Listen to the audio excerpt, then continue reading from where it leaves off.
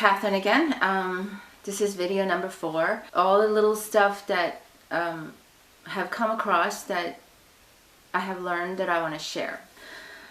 So what I've learned so far.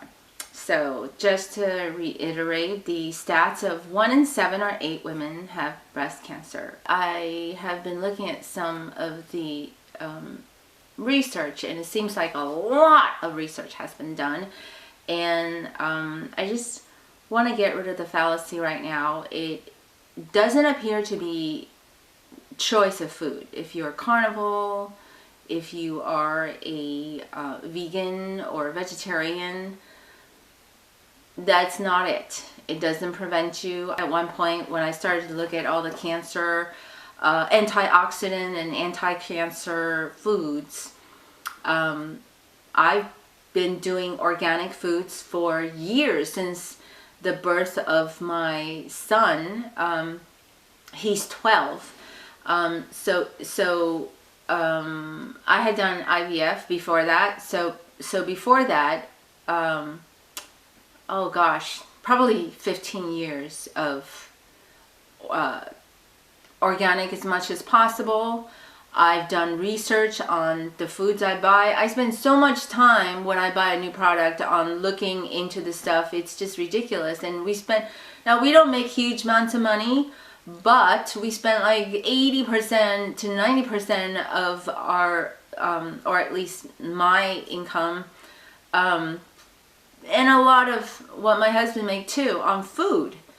I mean, because I believe that your health is the most important thing, far beyond anything else. And so that's why I never thought this would touch me. So I just want to throw it out there, and I don't want to scare people. I think knowledge is power, and I think it's very important, which is ultimately why I'm here doing this.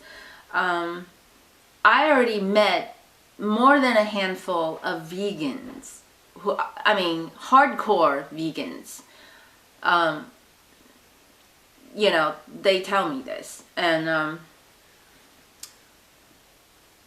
some are just in their 20s and they run. So, yeah. And here's the other thing.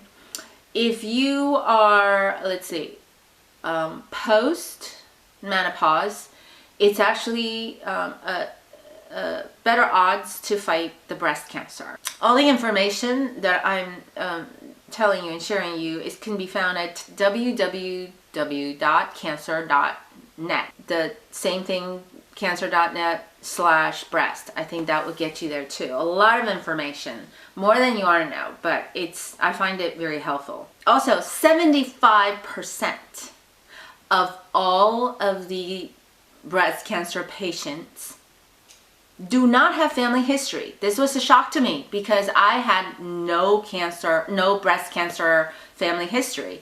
So I was not worried. I mean, even after my biopsy for the benign calcium in 2013, March, I still wasn't worried. I don't know what the answer is. The one thing you could do is be really paying attention to your body, except for that one time in last December where I checked. I never checked my breast in between the annual mammo. I think we should, It doesn't take that long, because the faster you find it, the easier the process is. They know so much about curing breast cancer. I think later stage is still tough. It's stage 0 to 4. I'm stage 2. This breast cancer gave me many new emotions that I'm an actor, so I'm generally in control of my emotions, but this one threw me. It's really weird to be in public and break out and sob.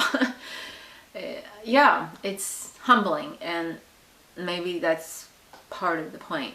And I am not invincible. But I'm tough. For those of you who have known me for a while, I was born to be a warrior, so I'm ready for the fight. I already know that I'm really lucky in so many ways. So many ways. I usually live like this. When there was a period when I was rear-ended a lot. Like, I mean, like ridiculous, you know, like 3 in a row within like a month or something. Why is this happening? Where's the lesson? What am I supposed to learn? That's how I work. I believe in God, and I believe in prayers, and I have great friends. What is my lesson here? Well, I don't know. I really don't know. I always try to do the right thing, but I know that maybe part of it is the processing of the negative things that happen. I've been working on this project for, gosh, we're entering the 5th year that I thought I was going to finish in 6 months or a year. Point is, I think I let that affect me. Can't let things go, because if it's not the right thing, you know, I try very hard to do the right thing, but sometimes it's not possible. So, wow, did I just say that? Not impossible. Not probable. Let me correct that. My son's gonna jump right on it. I tell my son, I've always taught him nothing's impossible. That's what my dad taught me. And so, I'm still looking for the lesson. Well, it's the one thing that I can think of is maybe I let the project dig too deep into, I don't know, you know, taking on too much responsibility where perhaps responsibility wasn't due. I tend to do that. I take responsibility on when sometimes it's not my fight, because I have a fairness peeve.